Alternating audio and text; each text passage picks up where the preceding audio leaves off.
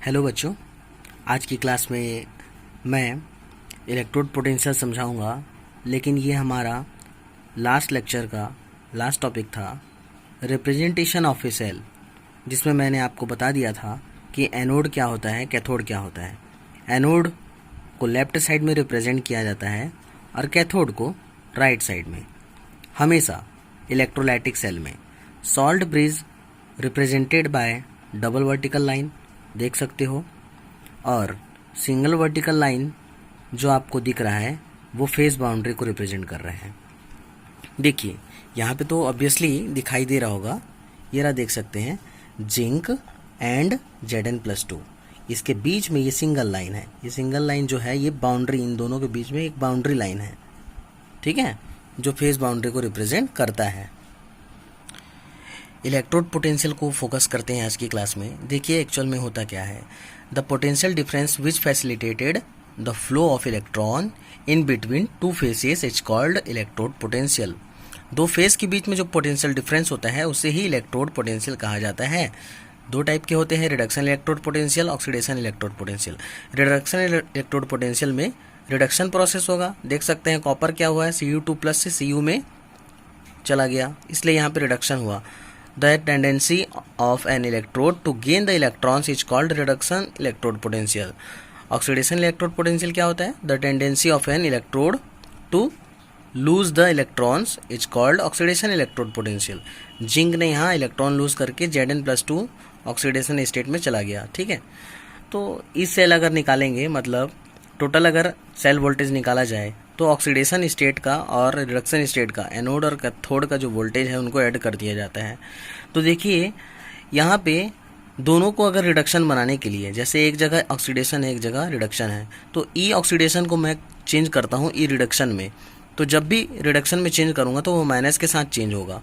तो ई ऑक्सीडेशन को मैं ये लिख सकता हूँ, देखिए यहाँ पे ई ऑक्सीडेशन एनोड का, ई रिडक्शन बन जाएगा एनोड का, और साइन चेंज हो जाएगा। तो यहाँ पे इसके प्लेस पे ये लिख दिया, और ये तो एज इट इज है यहाँ पे ई रिडक्शन कैथोड का, ठीक है। तो अब लिख सकते हैं अपन E cell equal to E C minus E A, C मतलब कैथोड, ए मतलब anode, equal to E R minus E L लिख सकते हैं। देखिए आर मतलब राइट साइड का सेल वोल्टेज, एल मतलब लेफ्ट साइड का cell voltage. Note, higher the value of electrode potential higher the tendency of reaction to take place, ठीक है। देखते हैं स्टैंडर्ड रिडक्शन पोटेंशियल क्या होता है।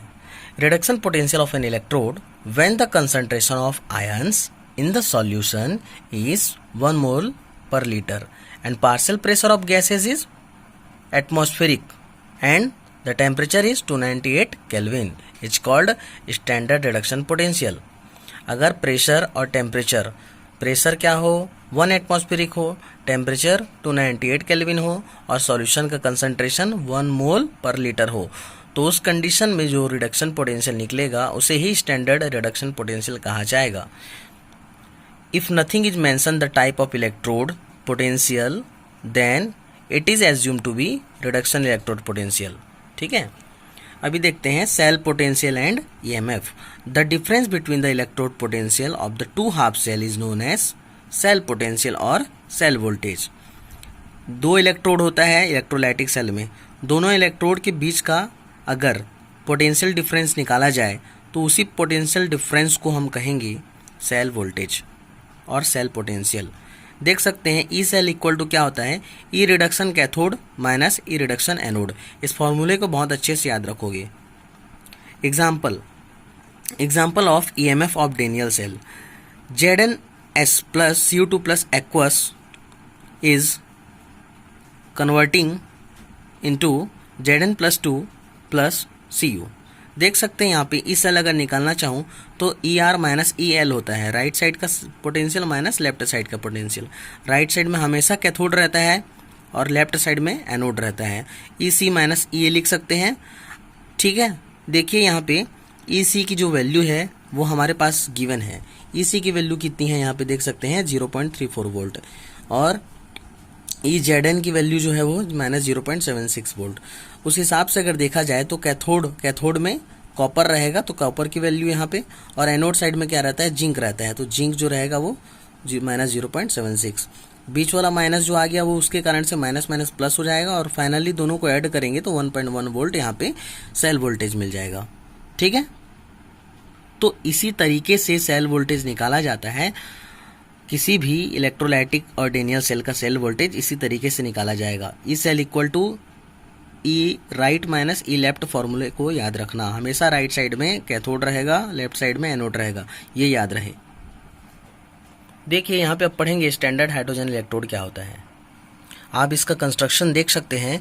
यहाँ पे एक कंटेनर लिया गया है जिसमें 1 मोलर HCl सॉल्यूशन रखा गया है।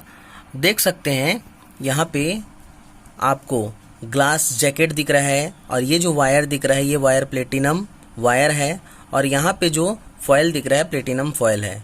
ठीक है, और यहाँ से जो निकल रहा है वो हाइड्रोजन गैस है जो कि 1 एटमॉस्फेरिक प्रेशर से बाहर निकल रहे हैं। अभी देखेंगे कि यहाँ पे होता क्या है। ठीक है, एक्चुअल में रिएक्शन ये होता है कि हाइड्रोजन गैस ब्रेक होता है, इलेक्ट्रॉन को लूज करता है तो हाइड्रोजन आयन बनाता है। ठीक है, तो देखते हैं अभी होगा क्या इसका। अगर इस सेल का रिप्रेजेंटेशन किसी रिएक्शन में किया जाए तो ऐसे करोगे। ठीक है, जैसा भी मैंने पढ़ाया रिप्रेजेंटेशन कैसे करना है उसी तरीके से ये है SHE स्टैंडर्ड हाइड्रोजन इलेक्ट्रोड का रिप्रेजेंटेशन, जिसमें प्लेटिनम इन्वॉल्व है और हाफ H2 क्या किस में कन्वर्ट हो रहा है, H प्लस में कन्वर्ट हो रहा है। देख सकते हैं हाफ H2 H प्लस में कन्वर्ट हो रहा है। तो प्लेटिनम के साथ हाइड्रोजन गैस ये रहेगा और उसके बाद जो फाइनली मिलेगा वो हमको हाइड्रोजन आयन के फॉर्म में मिलेगा और ये 1 मोल पे होगा, इसीलिए तो SHE है ये। ठीक है, the potential of individual half cell can not be measured. We can measure only the difference between the two half cell potential that gives the EMF of the cell. ठीक है, if we arbitrarily choose the potential of one electrode half cell, then that of the other can be determined with respect to this. मतलब hydrogen electrode इसलिए पढ़ते हैं क्योंकि इससे इसका potential का पता चल जाए कि कितना एक्चुअल में इसका पोटेंशियल आता है। तो देखना जब इसका पोटेंशियल का पता चलेगा तो हमको ये पता चल जाएगा कि इसका 0 पोटेंशियल होता है, 0.00 वोल्ट होता है। अब इसके रिस्पेक्ट में हम किसी भी दूसरे इलेक्ट्रोड का ई सेल निकाल सकते हैं। ठीक है, तो ये हमारा इसीलिए स्टैंडर्ड कहा जाता है क्योंकि इसके रिस्पेक्ट में किसी दूसरे इलेक्ट्रोड का पोटेंशियल फाइंड आउट किया जाता है। If we arbitrarily choose the potential of one electrode, then that of the other can be determined with respect to this. The standard hydrogen electrode consists of platinum electrode coated with platinum black. The electrode is dipped in an acidic solution and pure hydrogen gas is bubbled through it. The concentration of both the reduced or oxidized form of hydrogen is maintained at unity. Maintain at unity means होता है कि the pressure of hydrogen gas is 1 bar and concentration of hydrogen ion in the solution is 1 molar at 298 kelvin. यही होता है क्या, hydrogen is maintain at unity. तो finally SHE समझ आने के बाद अभी देखिए कैसे हाइड्रोजन इलेक्ट्रोड के रिस्पेक्ट में किसी और इलेक्ट्रोड का पोटेंशियल फाइंड आउट किया जाता है। देख सकते हैं यहाँ पे HCl सॉल्यूशन के साथ जो इलेक्ट्रोड लिया गया है वो हाइड्रोजन इलेक्ट्रोड है। ठीक है, और यहाँ पे ZnSO4 सॉल्यूशन के साथ जो इलेक्ट्रोड लिया गया है वो है जिंक इलेक्ट्रोड है। तो देखिए सॉल्ट ब्रिज यहाँ लगा दिया गया है और इसको दोनों इलेक्ट्रोड को कनेक्ट कर दिया गया है वायर से। अभी देख सकते हैं कि हाइड्रोजन के रिस्पेक्ट में जिंक का इलेक्ट्रोड कैसे फाइंड आउट करेंगे। फॉर्मूला तो सब जानते हैं कि E0 सेल इक्वल टू क्या होता है, E0 cathode minus E0 anode होता है ना। तो देखिए E0 सेल की जो वैल्यू है, मतलब E0 सेल की वैल्यू कितनी होगी। आप जानते हो कि जिंक की वैल्यू होती है 0.76 वोल्ट। ठीक है, हाइड्रोजन की वैल्यू कितनी होती है, जो राइट साइड में है, राइट साइड का कैथोड होता है, देखिए 0 होगा। अब यहाँ पे ये लेफ्ट साइड का एनोड है, R लिखा है, सॉरी ये बाई मिस्टेक लिख दिया गया है, LA होगा। ठीक है, तो लेफ्ट साइड का जो एनोड है उसका भी नहीं मालूम। ठीक है, तो देखिए कैसे निकलेगा वो E0 RA सॉरी LA ये। ठीक है, तो ये कैसे निकलेगा, देखिए सॉल्व करने के बाद -0.76 वोल्ट। अब आप समझ गए होंगे कि कैसे निकालना है। तो वैसे देखिए कॉपर की रिस्पेक्ट में करेंगे तो कॉपर को उस टाइम क्या रखा जाएगा, कॉपर को राइट साइड में रखा जाएगा। क्यों? क्योंकि हाइड्रोजन की रिस्पेक्ट में जो कॉपर होता है वो कैथोड बन जाता है, और यहाँ पे जिंक के रिस्पेक्ट में जो हाइड्रोजन होता है वो कैथोड रहता है। मतलब यहाँ देखिए इसमें हाइड्रोजन कैथोड का काम कर रहा है और इस वाले में हाइड्रोजन एनोड का काम कर रहा है, इसलिए इसको यहाँ पे लेफ्ट साइड में रखा गया है। ठीक है, इसके बाद देखते हैं electrochemical series. The arrangement of various half reaction in decreasing order of standard reduction potential. देखिए अगर स्टैंडर्ड रिडक्शन पोटेंशियल की वैल्यू डिक्रीज होती जाएगी तो एक हमको लिस्टिंग मिलेगी किसकी, एलिमेंट्स की, उसके सेल पोटेंशियल के साथ में। देखिए यहाँ पे क्या मिल रहा है, यहाँ पे अगर मैंने अरेंज किया है सबसे हाईएस्ट प्लस 2.87 वोल्ट किसका है, फ्लोरीन का है।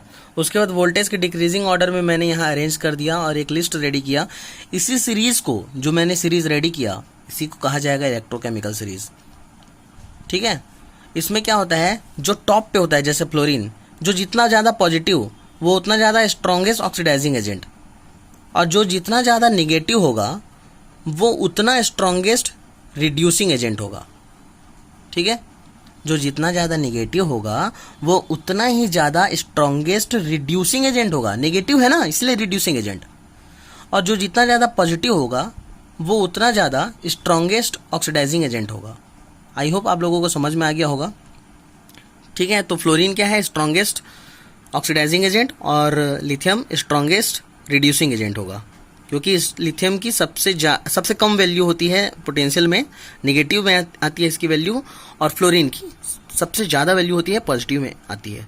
ठीक है, elements at higher position in the EMF series have higher reducing potential, they can be easily reduced and stronger oxidising agent, fluorine being at the top as strongest oxidising agent. देख सकते हैं यहाँ पे, आपको समझ में आ गया होगा। यहाँ पे एक बात और बता देता हूँ कि लिथियम की सबसे ज़्यादा नेगेटिव रिडक्शन पोटेंशियल वैल्यू मिली है, इसका मतलब ये है कि लिथियम इजीली रिड्यूस हो जाएगा। ठीक है, और फ्लोरीन स्ट्रॉन्गेस्ट ऑक्सीडाइजिंग एजेंट है, इसका मतलब फ्लोरीन इजीली रिड्यूस नहीं होगा।